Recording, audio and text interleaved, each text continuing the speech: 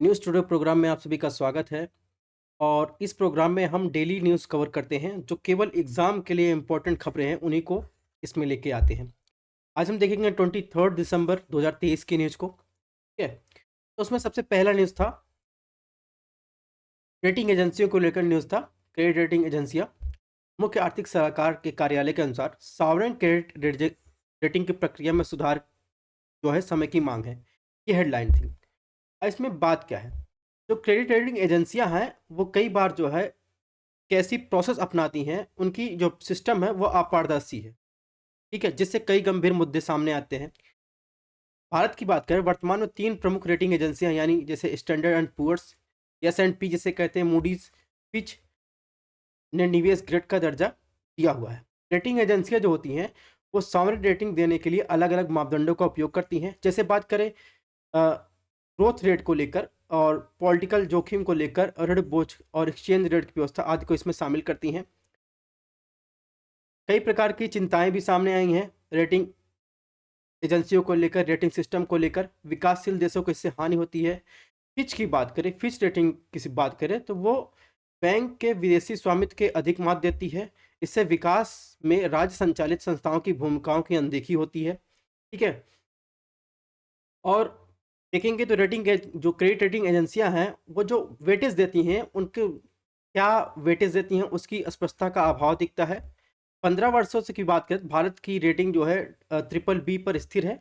2018 में भारत 12वीं सबसे बड़ी अर्थव्यवस्था था, जबकि 2023 में दुनिया की 5वीं सबसे बड़ी अर्थव्यवस्था है। लेकिन आप देखेंगे व्यापक प्रगति के बावजूद भारत की रेटिंग में सुधार नहीं दर्शाया गया, यानी अभी भी भारत जो है ट्रिपल बी रेटिंग पर रुका हुआ है। ठीक है, इसके अलावा बात करें तो जो क्रेडिट रेटिंग एजेंसियां हैं उसका रेगुलेशन कौन करता है, उसका रेगुलेशन सेबी करता है। ठीक है, सेबी क्रेडिट रेटिंग एजेंसियां रेगुलेशन 1999 के तहत ये लागू किया गया है। ध्यान रखिएगा, क्रेडिट रेटिंग एजेंसियों का रेगुलेशन कौन करता है, सेबी करता है, आरबीआई नहीं करता है। यूपीएससी प्रीलिम्स में क्वेश्चन आ चुके हैं। इस करंट अफेयर की खासियत ये है कि हम करंट न्यूज़ के साथ साथ पीवाईक्यू को भी डिस्कस करते चलेंगे। तो भारत की प्रमुख क्रेडिट रेटिंग एजेंसी की बात करें, क्रिसिल, केयर, इक्रा, ठीक है, और brick work rating, India rating and research private limited, informatic valuation and rating private limited. ठीक है, अब देखते हैं इससे कैसे क्वेश्चन पूछे गए हैं यूपीएससी प्रीलिम्स। 2022 में एक क्वेश्चन पूछा गया, भारत में साख क्षमता निर्धारण एजेंसियां क्रेडिट रेटिंग एजेंसी भारतीय रिजर्व बैंक द्वारा रेगुलेट होती हैं। अभी मैंने बताया किसके द्वारा रेगुलेट होती हैं, सेबी द्वारा। ठीक है, तो ऑप्शन एक गलत। इक्रा नाम जैसी जाने जाने वाली क्षमता निर्धारण एजेंसी एक पब्लिक लिमिटेड कंपनी है। ब्रिकवर्क रेटिंग एक भारतीय साख क्षमता निर्धारण एजेंसी है। अभी मैंने बताया ब्रिकवर्क कैसी है, ये एक कैसी है, क्षमता निर्धारित है। तो ब्रिकवर्ड, यहाँ पर ब्रिकवर्ड रेटिंग एजेंसी। ठीक है, तो इसमें जो है 2 और 3 केवल सही होगा, यानी एक गलत हो जाएगा। इसमें होगा ऑप्शन बी जो होगा सही होगा। ठीक है, तो ऐसे क्वेश्चन पूछे जाते हैं। नेक्स्ट न्यूज़ है, रेयर अर्थ मटेरियल बहुत ज़्यादा न्यूज़ में रहते हैं। ठीक है, विश्व में रेयर अर्थ की खनन में चीन की हिस्सेदारी 63% है। अब रेयर अर्थ मटेरियल होते क्या हैं? तो ये एक जगह नहीं पाए जाते, पृथ्वी पर एक जगह नहीं पाए जाते हैं। अलग-अलग जगह बहुत छोटे-छोटे मात्रा में पाए जाते हैं। यानी 17 धात्विक तत्वों का एक समूह है। जो आवर्त सारणी होती है उसमें 15 जो है लैंथेनाइट्स के अलावा स्कैंडिनेवियम, यूट्रियम शामिल किया जाता है। क्रस्ट पर अपेक्षाकृत प्रचुर मात्रा में पाया जाता है, लेकिन अक्सर पर्याप्त जो है एक जगह आपको संकेंद्रण नहीं मिलेगा। ठीक है, इसलिए क्या हो जाते हैं, अगर एक जगह उनको नहीं मिलेगा तो खनन के लिए जो है व्यवहार रूप से सही नहीं होते। इनका उपयोग कहाँ किया जाता है? इनका उपयोग स्मार्टफोन के चिप्स बनाने में, ठीक है, बैटरी में, एलसीडी स्क्रीन के सैन्य उपकरण आदि के निर्माण में यूज़ किया जाता है। क्योंकि ये एक जगह एकत्रित नहीं होते, हर अलग-अलग जगह थोड़ी-थोड़ी मात्रा में जो उपस्थित होते हैं, इसलिए इनका खनन भी महँगा होता है, इन्हें खनन करना भी कठिन होता है। और खनन की वजह से कई जगह खनन करने से जल प्रदूषण और रेडियोधर्मी अपशिष्ट जैसे पर्यावरणीय मुद्दों को जन्म देता है। ठीक है, खान मंत्रालय ने कई रेयर अर्थ मटेरियल सहित अर्थव्यवस्था के लिए महत्वपूर्ण 33 खनिजों की एक लिस्ट जारी की है। परमाणु ऊर्जा विभाग ने एक इकाई को, जिसे इंडियन रेयर अर्थ लिमिटेड के उत्पादन का कार्य सौंपा है। ठीक है, भारत अमेरिका के नेतृत्व वाली खनिज सुरक्षा साझेदारी के सदस्य बना है। तो ये तो बात हो गई रेयर अर्थ मटेरियल की। ठीक है, नेक्स्ट हमेशा न्यूज में रहता है कार्बन ट्रेडिंग। केंद्रीय विद्युत मंत्रालय ने कार्बन क्रेडिट ट्रेडिंग योजना में सुधारों की घोषणा की है। विद्युत मंत्रालय ने जून 2023 में सीसीटीएस में अधिसूचित किया है कि इसका उद्देश्य ऊर्जा संरक्षण अधिनियम 2001 के तहत भारतीय कार्बन बाजार फ्रेमवर्क को विकसित करना। ठीक है। अब सीसीटीएस के तहत देखेंगे तो कार्बन क्रेडिट ट्रेडिंग बाजार स्थापित करने का प्रावधान किया गया है। और ध्यान देने वाली बात यह है कि भारत की अर्थव्यवस्था डीकार्बनाइजेशन यानी कार्बन मुक्त करने के लिए प्रयासरत है। ठीक है। और कार्बन क्रेडिट ट्रेडिंग बाजार इस प्रयास में मदद करता है। कार्बन बाजार क्या होता है? कार्बन उत्सर्जन का मूल्य तय करने का एक टूल है। यह एक टूल व्यापार प्रणाली स्थापित करता है जहां कार्बन क्रेडिट खरीदे या बेचे जा सकते हैं। ठीक है। कार्बन क्रेडिट एक प्रकार का व्यापारों परमिट है। ठीक है। यानी एक कार्बन क्रेडिट एक प्रकार का व्यापार परमिट है। यह वायुमंडल से हटाए गए, कम किए गए या अलग करके संचित किए गए 1 टन कार्बन डाइऑक्साइड के बराबर होता है। सपोज ये ए उत्सर्जक देश है, ये बी उत्सर्जक देश है। इतना लिमिट निर्धारित की गई है कि आप इतना जो है, दोनों देश इतना जो है ग्रीन हाउस गैस इमिशन कर सकते हैं विकास के रूप में। तो अगर इस वास्तविक ग्रीन हाउस जो निर्धारित की गई उससे ज़्यादा इसने अतिरिक्त ग्रीन हाउस गैस जो है उत्पादन कर लिया है, जबकि बी ने जो है जितना निर्धारित किया उतना ही किया है, इससे कम किया है, तो ये क्या कर देगा? इससे जो है खरीद लेगा, बी वाला जो ए वाला जो है बी से खरीद लेगा कार्बन मार्केट के थ्रू। ठीक है। तो यही होता है कार्बन ट्रेडिंग। ठीक है। तो ये तो बात हो गई कार्बन ट्रेडिंग की। अब इससे क्वेश्चन कैसे पूछे गए हैं? यूपीएससी सिविल सर्विसेज के 2011 में क्वेश्चन पूछा गया, कार्बन क्रेडिट के संबंध में निम्नलिखित कौन सा कथन सही नहीं है? ऑप्शन ए, क्योटो प्रोटोकॉल के संयोजन में कार्बन क्रेडिट प्रणाली की पुष्टि हुई। ऑप्शन बी, कार्बन क्रेडिट उन देशों या समूहों को प्रदान किया जाता है जिन्होंने ग्रीन हाउस गैसों को अपनाने उत्सर्जन कोटा को कम कर दिया। Option C, carbon credit system का लक्ष्य कार्बन डाइऑक्साइड उत्सर्जन में वृद्धि को सीमित करना। ऑप्शन डी, कार्बन क्रेडिट व्यापार संयुक्त राष्ट्र पर्यावरण कार्यक्रम यानी यूनेप द्वारा समय समय पर निर्धारित मूल्य पर किया जाता है। तो आप देखेंगे जो ऑप्शन डी है इसमें गलत है, बाकी तीनों सही है। क्योंकि यूनाइटेड नेशन का एक inter governmental panel on climate change IPCC है, उसे डेवलप किया गया था। वो कार्बन क्रेडिट रिजिम का एक मार्केट ओरिएंटेड मैकेनिज्म डेवलपमेंट करता है। और आईपीसीसी का एक रिपोर्ट भी आती है जिसके आधार पर जो है देखेंगे कॉप में बहस भी होती है। इसमें ऑप्शन डी जो हो जाएगा सही हो जाएगा। नेक्स्ट बात करेंगे पीपुल्स एंटी फासिस्ट फ्रंट,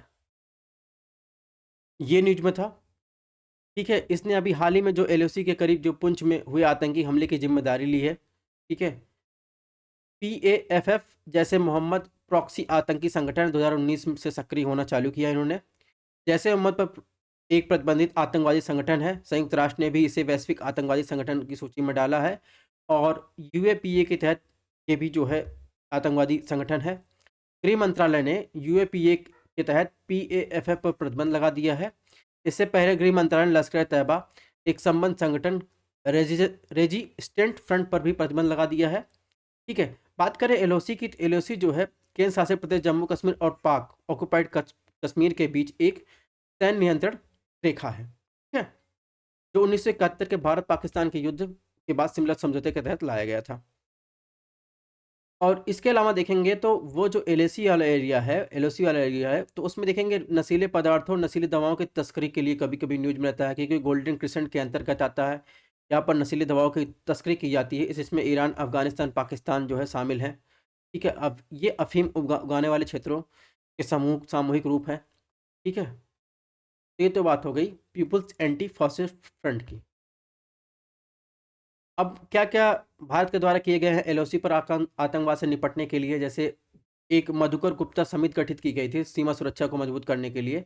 इस समिति ने अपनी रिपोर्ट में सीमा चौकियों पर निर्माण और फ्लड लाइटिंग, बाड़ लगाने का काम इत्यादि की सिफारिश की थी।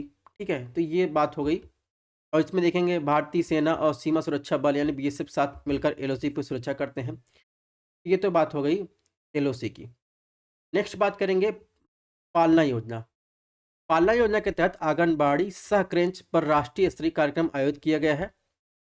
अब ये होता क्या है? इसका उद्देश्य है बाल देखभाल को बेहतर सुविधाओं की मांग को पूरा करना, साथ ही महिलाओं के कार्यबल को सक्रिय रूप से भाग लेने में सक्षम बनाता। यह पालना योजना इसके तहत चलाई जा रही यह मिशन शक्ति की एक उप समर्थक योजना का हिस्सा भी है। सरकार ने 17,000 क्रेन स्थापित करने का लक्ष्य रखा गया है, जिसमें आप देखेंगे 5,222 क्रेन स्थापित करने की मंजूरी दी गई है। ठीक है, मंजूरी दे दी गई है। मंत्रालय की बात करें तो पालना योजना महिला एवं बाल विकास मंत्रालय के तहत एक सेंट्रल स्पॉन्सर्ड इस स्कीम के तहत है। ठीक है, यानी इसमें देखेंगे सेंट्रल स्पॉन्सर्ड स्कीम में देखेंगे तो सेंट्रल और स्टेट दोनों की हिस्सेदारी होती है।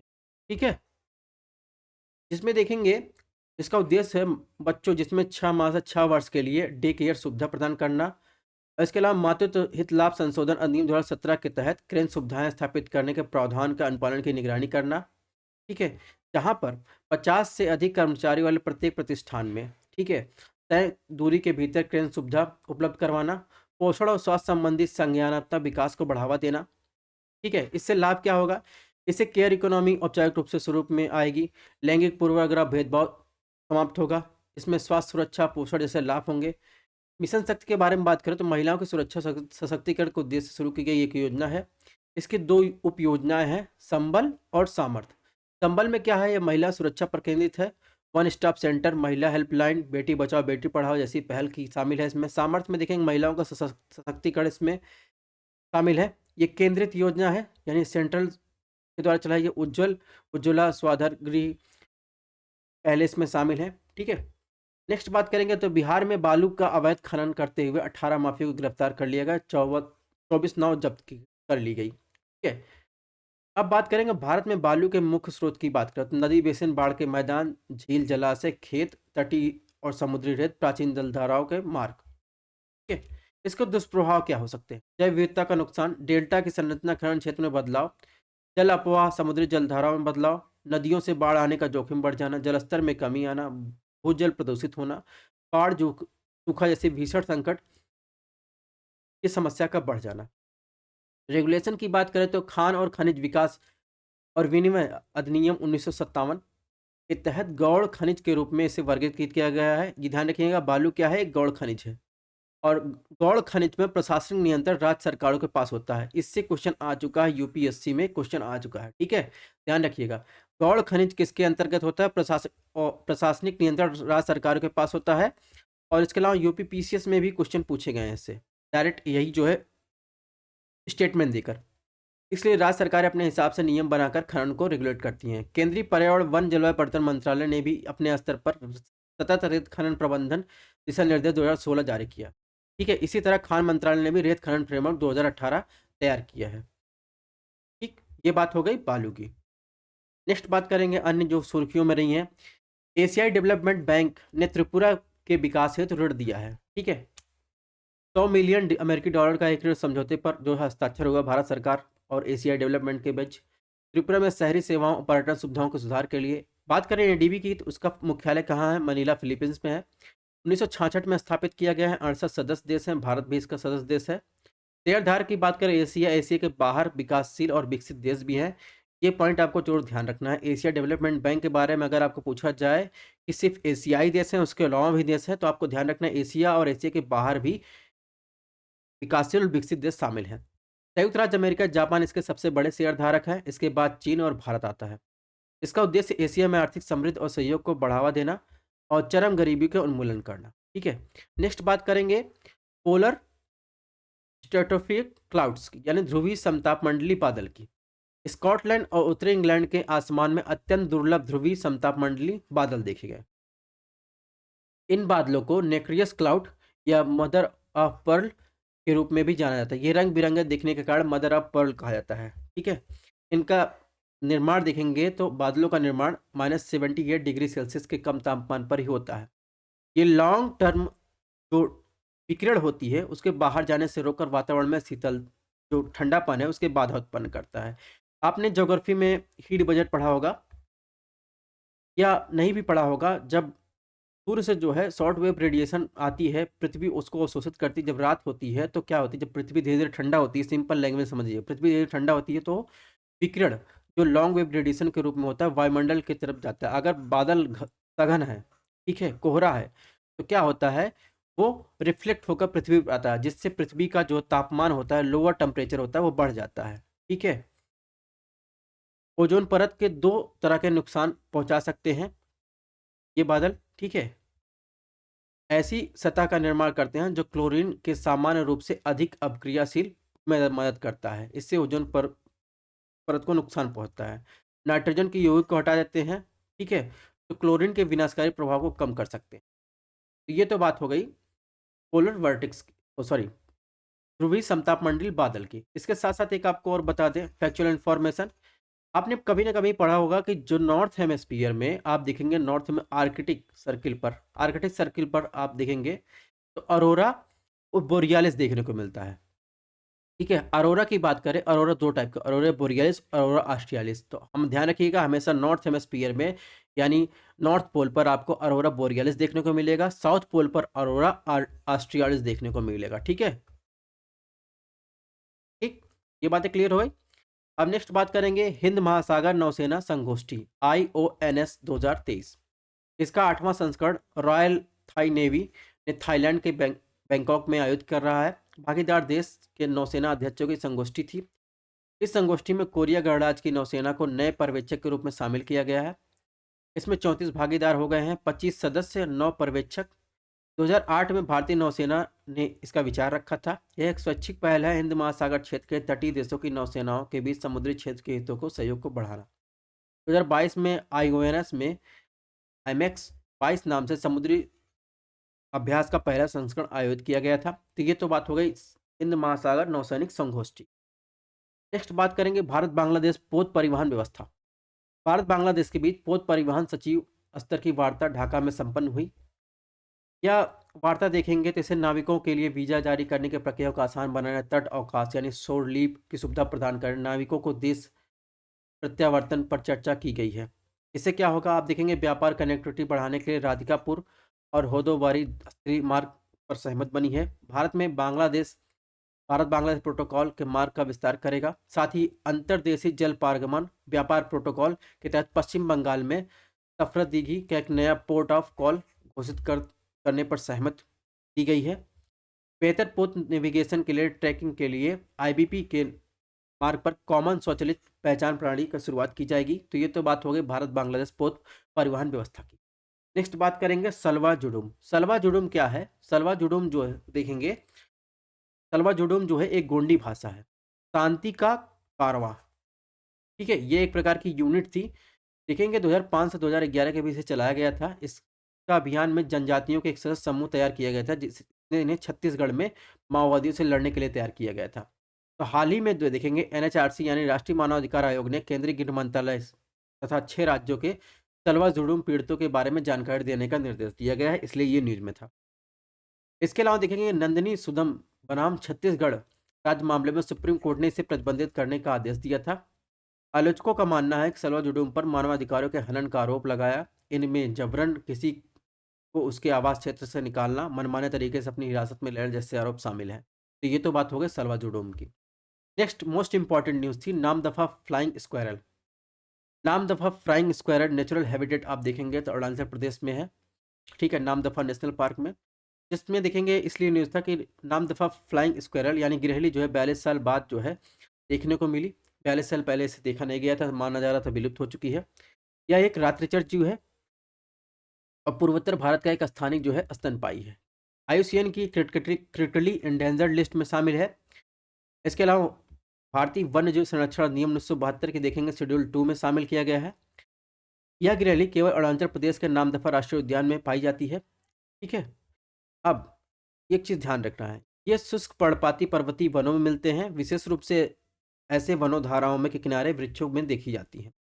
अब नामदफा टाइगर रिजर्व में, हर टाइगर रिजर्व में आप देखेंगे जो वहाँ की वेजिटेशन है वो आपको मोस्ट इंपॉर्टेंट आपके लिए हो जाता है। ठीक है, एक तो नदी, इस नदी के किनारे स्थित है, दूसरा आप देखेंगे स्टेट, तीसरा आपको जहाँ तक मुझे लगता है कि इसमें जो वेजिटेशन पाया जैसे सदाबहार वन, आर्द्र पर्णपाती वन, उपोष्णकटिबंधीय वन, शीतोष्ण वन, अल्पाइन बायोम। ठीक है, तो देखेंगे इसमें नामदफा टाइगर रिजर्व की ये विशेषता। ठीक, अब कुछ और फैक्ट देखेंगे, जैसे बात करें नामदफा नेशनल पार्क की, तो ये जो है 4th लार्जेस्ट नेशनल पार्क है। ठीक है, पूरे इंडिया का। पहले नंबर पर देखेंगे हेमिस है, लद्दाख में है। डेजर्ट नेशनल पार्क राजस्थान में 2nd नंबर पर। 3rd नंबर पर आप देखेंगे गंगोत्री नेशनल पार्क उत्तराखंड में है। ठीक है, इस नेशनल पार्क को जो है 1983 में स्टेब्लिश किया गया था। फिर इसे टाइगर रिजर्व सेम ईयर में 1983 में डिक्लेयर किया गया था। इसे टेंटेटिव लिस्ट में यूनेस्को की वर्ल्ड हेरिटेज साइट में शामिल किया गया था। अन्य प्रोटेक्टेड एरिया की बात करें अरुणाचल प्रदेश में, तो पक्के wild life sanctuary, Mouling national park, Kamlang wild life sanctuary, Itanagar wild life sanctuary, eagle nest wild life sanctuary. ये तो बात हो गई अरुणाचल प्रदेश। सॉरी। अब बात करते हैं यूपीएससी प्रीलिम्स में क्वेश्चन कैसे पूछेगा। 2015 में क्वेश्चन पूछा गया, निम्नलिखित में किस राष्ट्रीय उद्यान में जलवायु उष्णकटिबंधीय से लेकर उपोष्णकटिबंधीय, समशीतोष्ण और आर्कटिक यानी ट्रॉपिक से सब ट्रॉपिकल, टेम्परेट, आर्कटिक से भिन्न है। Kanchenjunga National Park, Nanda Devi National Park, Narora Valley National Park, Namdapha National Park. सबसे पहले इसमें ध्यान रखना है कि इनकी लोकेशन का।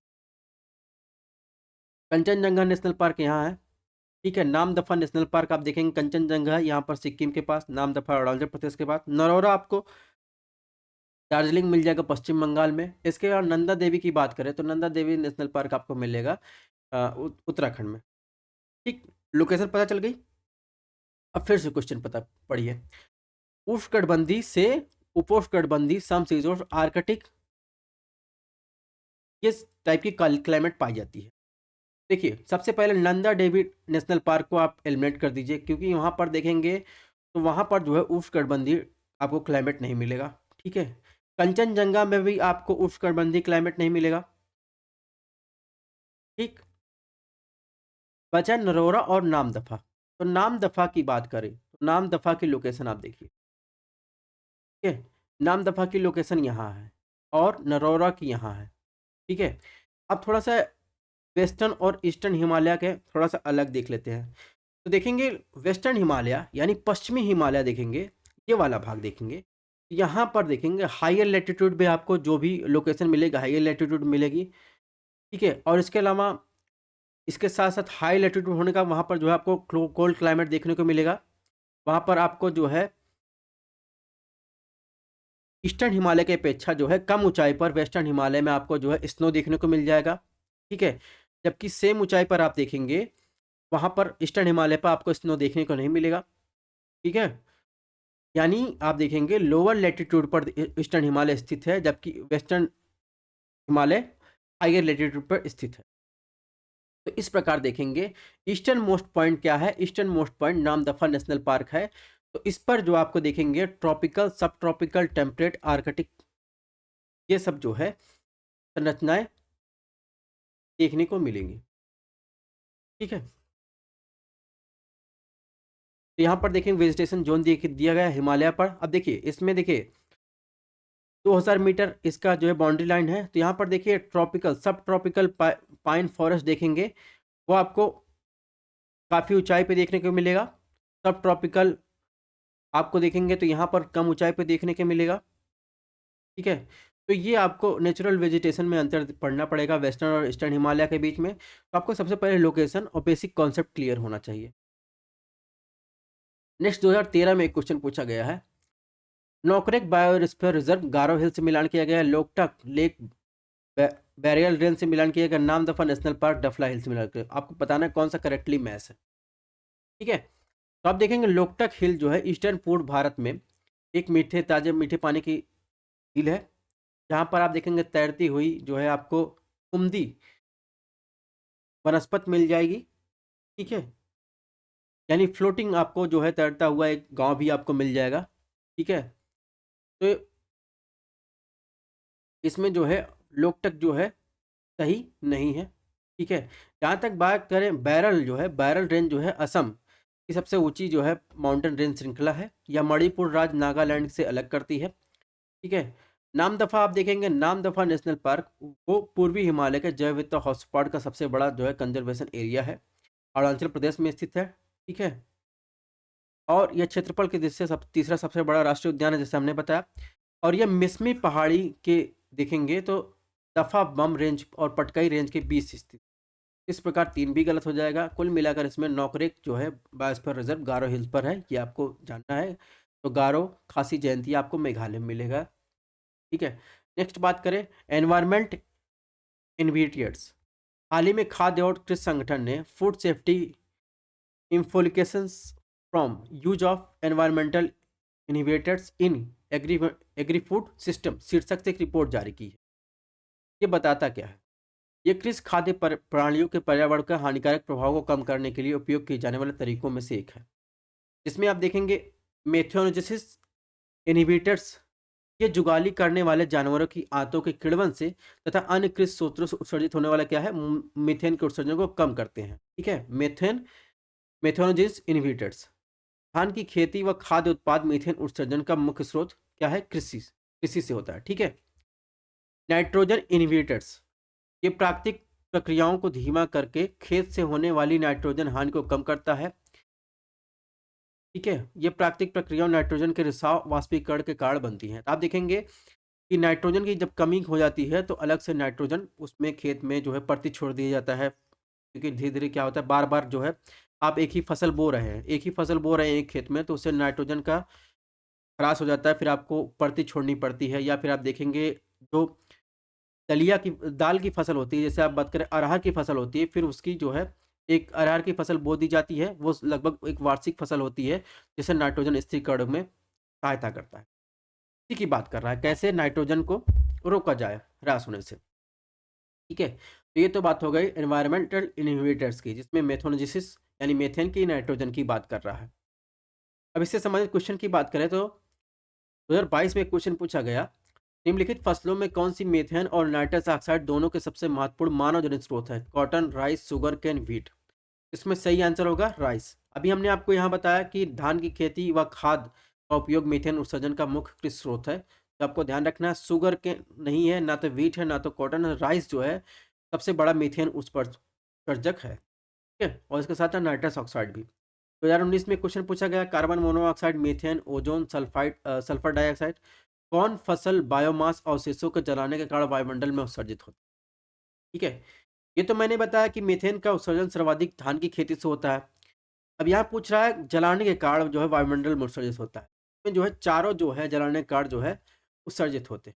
ठीक है, तो आपको ध्यान रखना है कि कृत्रिम रूप से यानी मैन मेड अगर उत्सर्जन पूछा जाए तो सबसे सर्वाधिक योगदान एग्रीकल्चर में पूछा जाए, धान की खेती से सबसे अधिक जो है मीथेन का उत्सर्जन होता है। नेक्स्ट न्यूज की बात करें, बाघों की गणना की तकनीकें जो है न्यूज में रही हैं। उड़ीसा में बाघों की गणना के लिए कैमरा ट्रैप तकनीक का उपयोग किया जा रहा है। और इसके साथ ही इस गणना से सिमलीपाल टाइगर रिजर्व जो उड़ीसा में है 35 बाघों के मौजूदा होने की पुष्टि हुई है। बाघों की गणना के उपयोग किए जाने वाले सिस्टम की बात करें या टेक्नोलॉजी की बात करें तो एम स्ट्रिप, इस तकनीक में आप देखेंगे जीपीआरएस रिमोट सेंसिंग का उपयोग किया जाता है। एक सॉफ्टवेयर है कैटरैट। ठीक है, इसमें देखेंगे कैमरा ट्रैप डेटा डिपॉजिटरी। ठीक है, रिपोर्टरी एंड एनालिसिस टूल का उपयोग किया जाता है। इसमें बाघों की धारियों का पैटर्न मिलान किया जाता है, इससे गणना की जाती है। तीसरा की बात करें, जहाँ पर कैमरा ट्रैपिंग संभव नहीं है वहाँ बाघ के मल मूत्र का डीएनए प्राप्त करके आणविक टूल्स का उपयोग किया जाता है। इसके साथ ही आपको ध्यान रखना है कि प्रोजेक्ट टाइगर जो है 1973 में शुरुआत किया गया है। यह एक वाइल्ड लाइफ कंजर्वेशन मूवमेंट था जो बंगाल टाइगर को प्रोटेक्ट करने के लिए लाया गया था। ध्यान रखना है, प्रोजेक्ट टाइगर जो है 1973 में शुरू किया गया। बात करें सुर्खियों में रहे व्यक्ति की, तो तारकनाथ दास जो है सुर्खियों में रहे हैं आज के न्यूज में। 1984 से 1958 तक इनका कार्यकाल था। तो वैश्विक दृष्टिकोण रखने वाले एक भारतीय क्रांतिकारी थे, अनुशीलन समिति के सदस्य थे, संयुक्त राज्य अमेरिका में पश्चिमी तट पर भारतीय छात्रों मजदूरों के संगठित किए और भारतीय आज़ादी में संसाधन जुटाने के अपने प्रयासों में 4 महाद्वीपों की यात्रा भी की थी। गदर पार्टी में लाला हरदयाल के साथ भी जुड़े थे। इन्होंने द फ्री हिंदुस्तान अखबार प्रकाशित करना चालू किया 1908 में। और रचनाओं की बात करें, इंडियन इन वर्ल्ड पॉलिटिक्स, ये तो बात हुई तारकनाथ दास जी की। ठीक है, ये इनके योगदान की बात हुई। तो आज का current affair today news program यहीं पर समाप्त करते हैं, मिलते हैं नेक्स्ट क्लास में।